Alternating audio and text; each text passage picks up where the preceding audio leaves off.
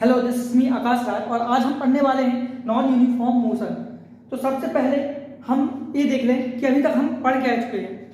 इसके पहले लेक्चर में हमने अभी डिस्कस किया था यूनिफॉर्म मोशन, यानी कि जब एक्सीलरेशन जो हमारी क्या है वो कांस्टेंट हो, तब हमने उस कंडीशन को हमने अभी तक डिस्कस कर लिया है।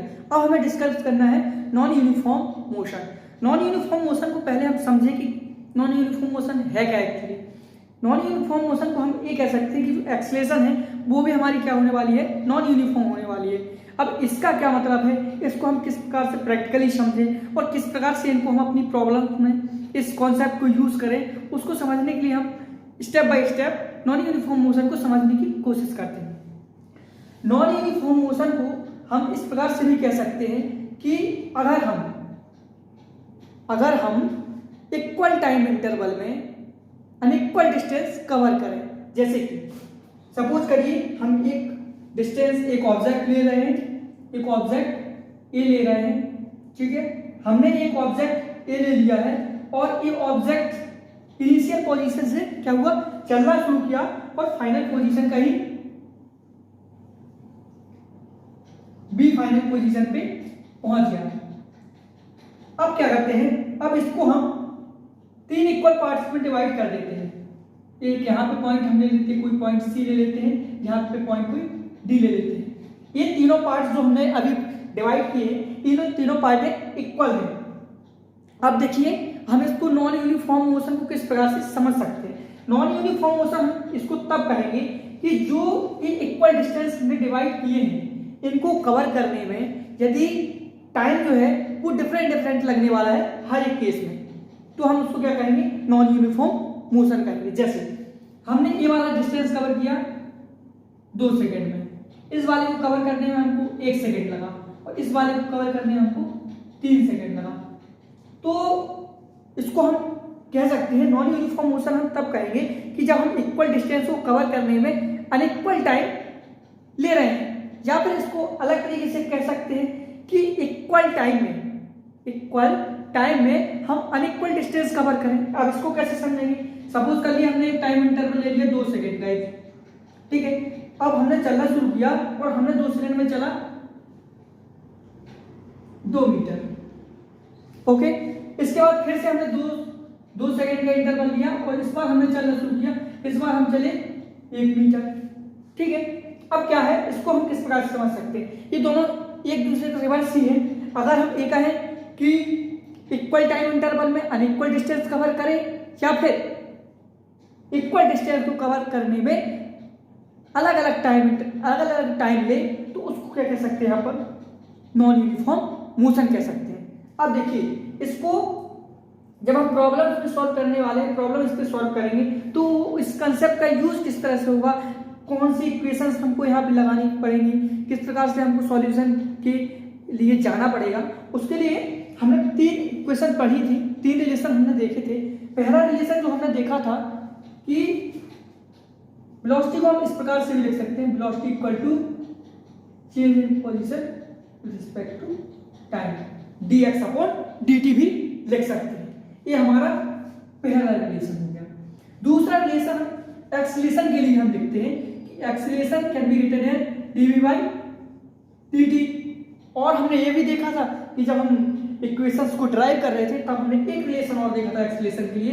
एक्सीलरेशन को इसी में अगर हम dx अपॉन dx इससे अगर मल्टीप्लाई कर दे, डिवाइड कर दे, तो क्या होगा, ये dx अपॉन dt क्या बन जाएगा, हमारे लिए वेलोसिटी का काम करने लगा। तो हम इसको इस प्रकार से भी लिख सकते हैं v dv बाई dx, ठीक है।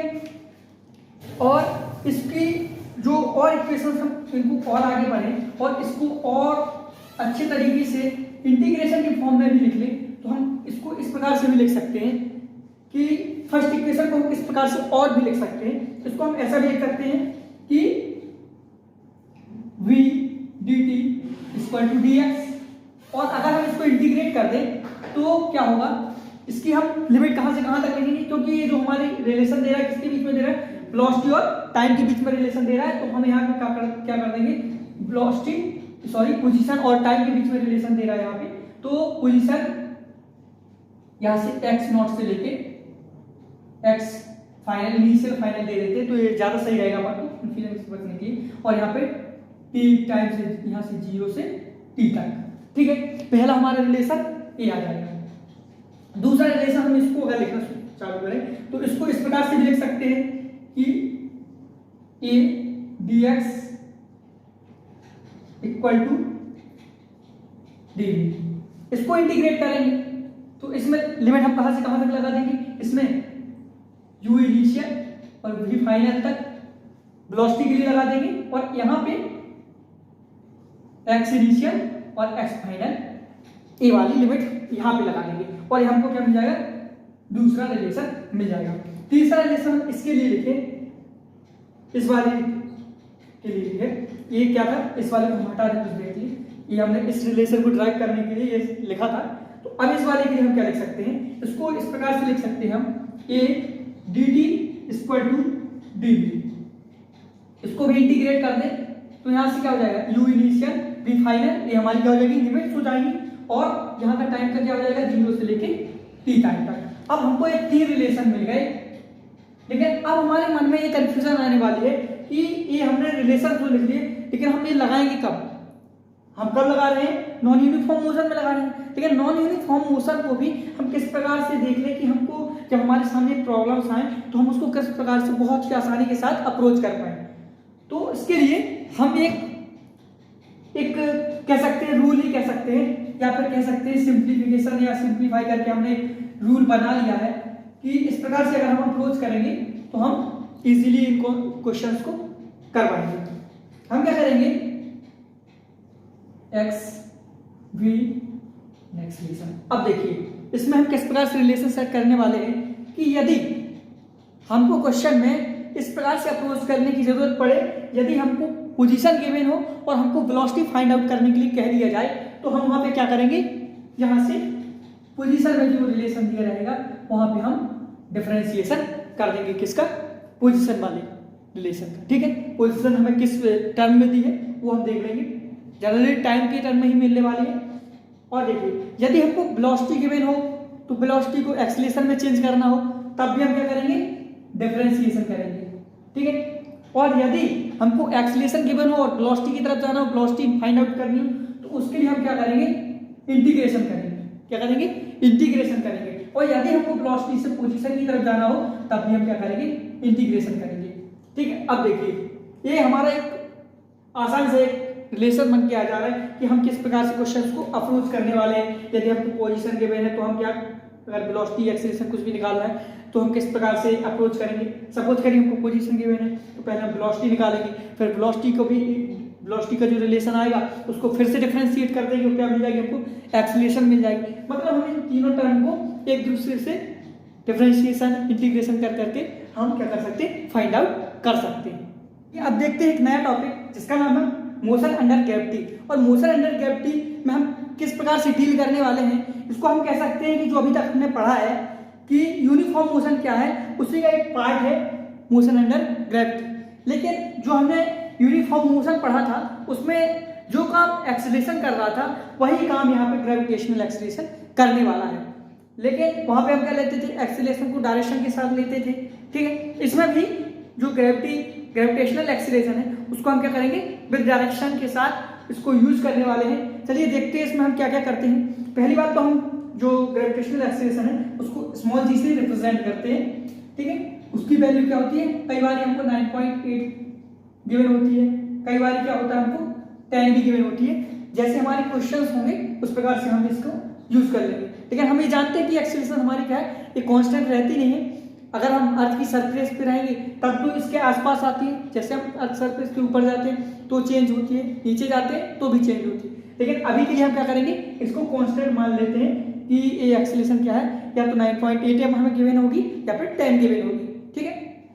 अब देखिए अभी तक हमने पढ़ा था कि जो यूनिफॉर्म मोशन था उसमें हमने 3 इक्वेशंस पढ़ी थी, ठीक है। कौन कौन सी इक्वेशन पढ़ी थी, पहली इक्वेशन हमने पढ़ी थी v equal to u a plus a t, पहली इक्वेशन हमने ये पढ़ी थी।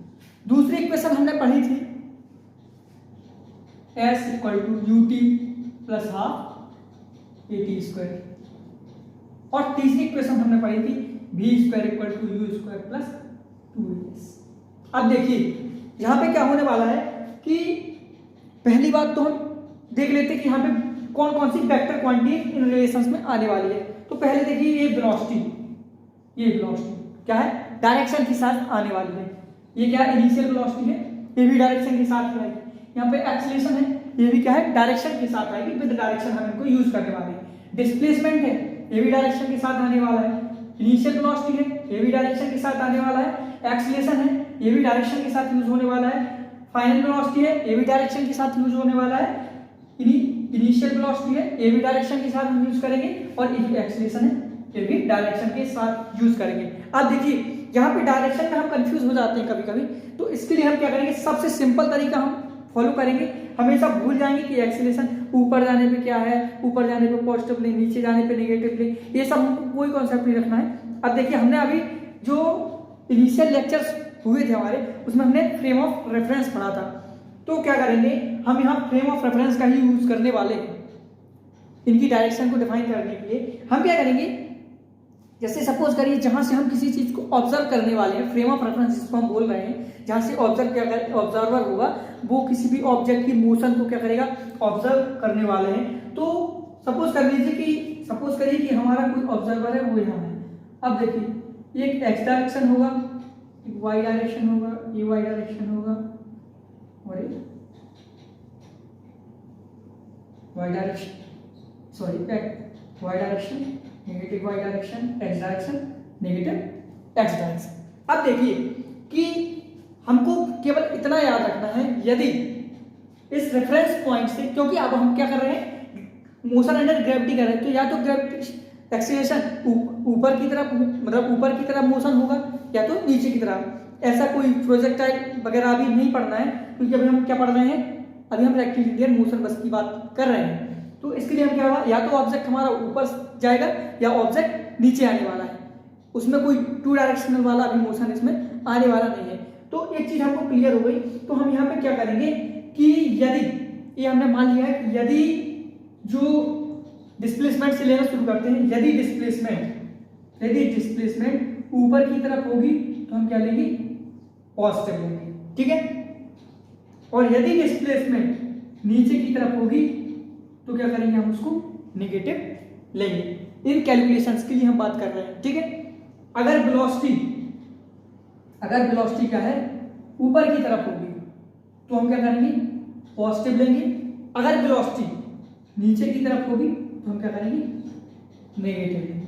अब एक्सीलरेशन में क्या करेंगे, अब देखिए सपोज करिए हमने एक, यही है मार्कर, इसको हमने क्या किया, ऊपर की तरफ फेंका, ठीक है। तो क्या होगा कि ऊपर की तरफ हम फेंक रहे हैं तो इसकी तरफ एक्सीलरेशन क्या लगने वाली है, एक्सीलरेशन तो डाउनवर्ड ही लगने वाली है, नीचे की तरफ एक्सीलरेशन लगने वाली है, ठीक है, क्योंकि अर्थ अपनी तरफ ही हर ऑब्जेक्ट को खींचने वाली है।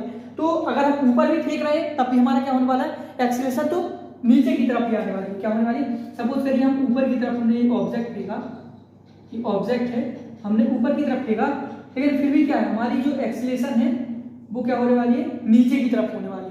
और यदि हम ऑब्जेक्ट को ऊपर से थ्रू कर रहे हैं नीचे की तरफ, तब भी क्या होने वाली है, हमारा ऑब्जेक्ट यदि नीचे आ रहा है तब भी हमारी क्या है, एक्सीलरेशन नीचे ही आने वाली है, ठीक है। अब देखिए जो हमने इधर पे कंडीशन बनाई है कि यदि रेफरेंस पॉइंट से ऊपर की तरफ होगा तो डिस्प्लेसमेंट होगा तो पॉजिटिव होगी, अगर वेलोसिटी भी होगी तो भी पॉजिटिव लेंगे। अगर रेफरेंस पॉइंट से ऊपर की बात कर रहे हैं, मतलब हम अर्थ सरफेस या फिर जहां से हम ऑब्जर्व कर रहे हैं उसकी बात करें, अगर ऊपर की तरफ मोशन कर रहा है और डिस्प्लेसमेंट क्या होने वाली है, अगर ऊपर जा रहे हैं तो हम क्या होगी, पॉजिटिव लेंगे। अगर नीचे आ रहे हैं तो डिस्प्लेसमेंट नेगेटिव लेंगे। अगर वेलोसिटी ऊपर की तरफ है तो हम क्या करेंगे, पॉजिटिव लेंगे, अगर नीचे की तरफ है तो नेगेटिव लेंगे। लेकिन एक्सीलरेशन में क्या होने वाला है, एक्सीलरेशन को हम हमेशा, क्योंकि डाउनवर्ड ही रहने वाली है एक्सीलरेशन हमेशा, तो एक्सीलरेशन को हम हमेशा इस क्वेश्चंस के लिए नेगेटिव यूज करने वाले हैं। तो यहाँ पे हम क्या कर देंगे, जो जी है वो हमेशा क्या करने वाले हैं, नेगेटिव यूज करने वाले हैं, ठीक है। अब इस पे बेस्ड हम एक क्वेश्चन करते हैं, उसके बाद आपके सारे जो डाउट्स अभी आपके अंदर आ रहे होंगे तो वो क्या हो जाएंगे, आप पे क्लियर हो जाएंगे। चलिए अब देखते हैं कि जो अभी हमने पढ़ा है मोशन अंडर ग्रेविटी, उस पर एक प्रॉब्लम करते हैं तो कुछ हमारे जो डाउट्स हैं वो और क्लियर होंगे। हमसे क्वेश्चन कह रहा है कि body is thrown vertically with velocity u। मतलब हमको क्वेश्चन ने क्या दे दिया कि इनिशियल वेलोसिटी हमको u के रूप में दे दी है क्वेश्चन में, और हमसे क्या पूछ रहा है कि time taken to reach the maximum height. अब देखिए यहाँ पे हमको क्या कॉन्सेप्ट याद रखना है कि जब हम ऑब्जेक्ट को किसी ऑब्जेक्ट को थ्रो कर रहे हैं तो उसकी इनिशियल वेलोसिटी क्या है, u है। लेकिन जब हम ऊपर फेंकेंगे और जो अपनी मैक्सिमम हाइट पे पहुंचेगी, जहाँ जिस हाइट की हम बात कर रहे हैं, तो क्या होगा कि ऊपर जैसे जैसे जैसे हम ऊपर की तरफ जाएंगे तो क्या होगा, हमारी पोटेंशियल एनर्जी इंक्रीज होगी और क्या होगी, काइनेटिक एनर्जी डिक्रीज होगी। ठीक है, और जैसे ही हम पहुंचेंगे, जब हमारी काइनेटिक एनर्जी बिल्कुल जीरो हो जाएगी तो वहां पे क्या हो जाएगी, जो वेलोसिटी होगी वो जीरो हो जाएगी। मतलब जो हम फाइनल मैक्सिमम हाइट पे पहुंचेंगे तब हमारी क्या होने वाली है, फाइनल वेलोसिटी क्या होने वाली है, जीरो होने वाली है। तो यहां से हमको दो चीजें तो पता चल गई कि हमारा जो इनिशियल वेलोसिटी है, इनिशियल वेलोसिटी है वो क्या है, यू तो हमें क्वेश्चन में गिवन है, और फाइनल वेलोसिटी क्या है हमारी, जीरो। दो चीजें हमको पता चल गई, और हमसे पूछ क्या रहा है, टाइम पूछ रहा है। ठीक है, अब देखिए हम फर्स्ट इक्वेशन का यदि यूज करें, जो हमारे पास क्या थी, v equal to u plus a t. ठीक है, अब हमको इसमें क्या क्या गिवन है, v की वैल्यू हमको पता है, u की वैल्यू हमको पता है, एक्सीलरेशन हमको पता है, क्योंकि एक्सीलरेशन तो हमको पता है कि जब मोशन अंडर ग्रेविटी है तो इसकी एक्सीलरेशन क्या होने वाली है, g होने वाली है। और g को हम किस प्रकार से लेंगे, नेगेटिव g लेंगे। क्यों नेगेटिव लेंगे, क्योंकि या तो हम ऑब्जेक्ट को ऊपर फेंके या नीचे फेंके, जो एक्सीलरेशन लगने वाली है ग्रेविटी के कारण वो क्या हमेशा नीचे की तरफ ही लगने वाली है। तो अब इसको हम क्या लिख सकते हैं, v की जगह हम रख देंगे इसकी वैल्यू जीरो रख देंगे। ठीक है, u की जगह हम वैल्यू u ही रख देंगे जो हमको गिवन है, और यहाँ पे एक्सीलरेशन की जगह नेगेटिव g और t की जगह एच t रख देंगे। इसको और सॉल्व करते हैं तो हमारी वैल्यू क्या आ जाएगी, zero equal to U minus G T आ जाएगी इस प्रकार से कुछ। यदि हम इसको जी टी को अदर साइड लेके जाएं तो क्या आ जाएगा, U equal to G T. और इसको हम सॉल्व कर लें, और निकालना क्या था हमको, टाइम निकालना था कि जब हम मैक्सिमम हाइट पे पहुंच जाएं तो हमारा टाइम क्या आ जाएगा, यू अपॉन जी। अब देखिए, या तो हम इसको याद भी रख सकते हैं, नहीं रखना तो अगर हमको ये कंडीशन पता है और हमारे कॉन्सेप्ट क्लियर है तो हम आसानी के साथ इस फॉर्मूले को निकाल भी सकते हैं। ठीक है, दूसरा हमसे क्वेश्चन पूछ रहा है कि अब टाइम तो हमको पता चलेगा कि टाइम ए है, लेकिन अब हमसे पूछ रहा है कि वो मैक्सिमम हाइट बताइए जहां तक वो पहुंचेगा। ठीक है, तो मैक्सिमम हाइट निकालने के लिए हम क्या करेंगे, मैक्सिमम हाइट निकालने के लिए हम क्या करेंगे, किस प्रकार से अप्रोच करेंगे वो देखते हैं। इसको हम एक जगह लिख लेते हैं कि हमारा टाइम क्या आ गया है, टाइम आ गया है u अपॉन जी। अब देखिए हमारे पास क्या क्या है, इनिशियल वेलोसिटी है हमारे पास, फाइनल वेलोसिटी है, टाइम भी पता है। ठीक है, और निकालना क्या है हमको, मैक्सिमम हाइट। और मैक्सिमम हाइट क्या हम डिस्प्लेसमेंट नहीं कह सकते, कह सकते हैं ना कि हमारा क्या है, हम इनिशियली अर्थ सरफेस पे थे, हमने ऑब्जेक्ट को ऊपर की तरफ फेंका और ऑब्जेक्ट कैसा मूव कर रहा है, ऐसी तरह से वर्टिकली अपवर्ड मूव कर रहा है, तो जो हमारी हाइट होने वाली है क्या वो डिस्प्लेसमेंट नहीं हो जाएगा। तो क्या हम इस प्रकार से ये भी नहीं कह सकते कि डिस्प्लेसमेंट इक्वल टू एच, और एच भी कैसा होने वाला है, पॉजिटिव, क्योंकि क्या है रेफरेंस पॉइंट से ऊपर की तरफ है, इसलिए डिस्प्लेसमेंट को हम क्या लेंगे, पॉजिटिव लेंगे। अब देखिए हमारे पास एक रिलेशन है, हमको क्या निकालना है, डिस्प्लेसमेंट निकालना है, टाइम हमारे पास है। अगर हम अब हमारे पास तीन रिलेशन होते हैं, v equal to u plus a t, v square equal to u square plus two a s. ठीक है, और एक होता है हमारा कौन सा, डिस्प्लेसमेंट वाला, कौन सा, s equal to u two plus half a t square. हम इसके थ्रू जाएं, v square equal to u square two a s. अब देखिए हमारे पास क्या क्या गिवन है, फाइनल वेलोसिटी गिवन है, इनिशियल वेलोसिटी गिवन है, एक्सीलरेशन हमको पता है, निकालना क्या है हमको, डिस्प्लेसमेंट निकालना है, मतलब हाइट निकालना है। ठीक है, अब देखिए हम इसको पुट करते हैं, फाइनल वेलोसिटी को हम जीरो पुट कर रहे हैं, इनिशियल वेलोसिटी हमारी यू स्क्वायर ही गिवन है, यू है, और इसको हम यू स्क्वायर लिख सकते हैं। अब देखिए टू ए, हमारा जो एक्सीलरेशन होगा क्या, नेगेटिव आने वाला है, कि ऊपर की तरफ जाए ऑब्जेक्ट या नीचे की तरफ, एक्सीलरेशन क्या होने वाला है, ग्रेविटी के कारण नेगेटिव ही लेने वाले हैं। एस क्या होने वाला है हमारा, पॉजिटिव एच होने वाला है। ठीक है, अब देखिए इसको और सॉल्व करें, हमारा क्या आ जाएगा, u square equal to 2GH आ जाएगा कि नहीं। और हमको निकालना क्या है, हाइट निकालना है, मैक्सिमम हाइट निकालना है। तो क्या हम इसको इस प्रकार से भी लिख सकते हैं, H equal to u square upon 2G। ठीक है, तो ये हमारी मैक्सिमम हाइट आ गई कि जब हम किसी ऑब्जेक्ट को इनिशियल वेलोसिटी u से फेंकें तो जो मैक्सिमम हाइट वो अटेन करने वाला है वो कितनी आने वाली है, वो आने वाली यू स्क्वायर अपॉन 2G। और टाइम कितना लेगी, ug। अब तीसरा जो हमको क्वेश्चन दिया है, time taken to reach initial position, मतलब हमने किसी ऑब्जेक्ट को यहाँ से फेंका, वो ऊपर गया, ऊपर अपनी क्या जो मैक्सिमम हाइट है उसको उसने अटेन किया, फिर से वो वहां से मूव करना चालू किया और नीचे जहां से हमने उसको फेंका था वहीं पे फाइनली आ गया। तो क्या जितना टाइम हमको ऊपर जाने में लगा उतना ही टाइम हमको नीचे आने में भी लगेगा। ठीक है, तो सीरीज ये तो सिंपल सा क्वेश्चन हो गया कि जो टाइम हमको जाने में लगा उसी का डबल, मतलब टाइम हमारा क्या आ जाएगा 2UG। एक बात ध्यान रखने वाली है कि जब हम ऊपर की तरफ ऑब्जेक्ट को फेंक रहे हैं तो जो वेलोसिटी होने वाली है, जिस वेलोसिटी से फेंक रहे हैं, इनिशियल वेलोसिटी u से फेंका, तो उस टाइम पे क्या होगी, वेलोसिटी क्या होगी हमारी u होगी, स्पीड क्या होगी u होगी। लेकिन जब हम नीचे की तरफ हमारा जो ऑब्जेक्ट आएगा मैक्सिमम हाइट को अटेंड करने के बाद और जहां से हमने फेंका इनिशियल पोजीशन पे, उसके जस्ट पहले बिल्कुल थोड़ी सी टाइम पहले जो वेलोसिटी होगी वो वेलोसिटी क्या होगी, नेगेटिव हो जाएगी। समझ रहे हैं कैसे, जैसे हमने इस ऑब्जेक्ट को फेंका u वेलोसिटी के साथ, अब जब ये नीचे की तरफ आएगा u तो हो जाएगा, लेकिन अब देखिए क्या ये जो रेफरेंस पॉइंट हम ले रहे हैं जिस डायरेक्शन में, तो इसके ऊपर साइड जब जा रहा था तो हमने पॉजिटिव लिया, अब नीचे आ रहा है ना, अभी हमने कॉन्सेप्ट पढ़ा सकते, अगर ऊपर जाए तो हम पॉजिटिव लेंगे, नीचे आएगा तो नेगेटिव लेंगे, तो ये क्या हो जाएगी, नेगेटिव हो जाएगी।